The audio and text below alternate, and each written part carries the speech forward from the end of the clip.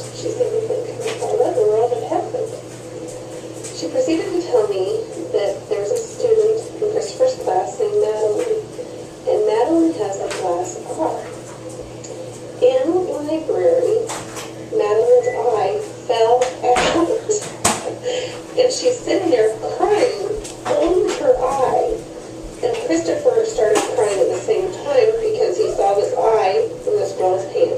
The eye fell out, and she's holding it in her hand.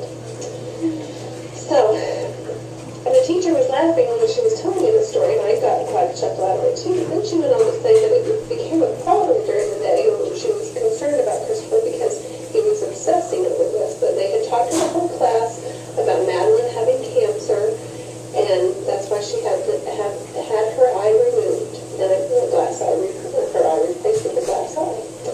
Well, everybody else in the class seemed fine by it, but Christopher kept raising his hand and asking the teacher to come over, and she would come over and he would say, "Is my eye going to fall? I feel like my eye's loose. I feel like my eye's going to come out." And the teacher tried to reassure him time and time again that his eye would not come out, that there were nerves connecting the eye into the eye socket, and that his was just not going to pop out. Well, this persisted throughout the day, and so she thought that I needed to be aware of it.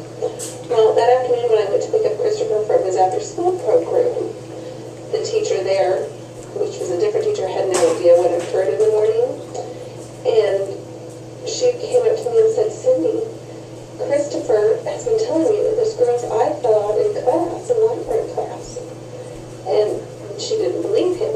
And I said, "Well, it's true. I just talked to the teacher, and this is what had happened." I shared the information with her.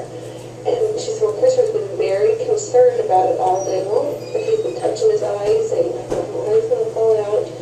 All these different things that he just was trying to, really having a hard time with.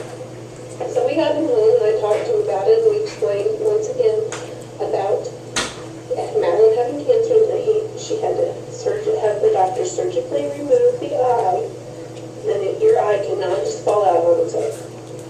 We went through and we explained as much as we could. We showed him pictures on the internet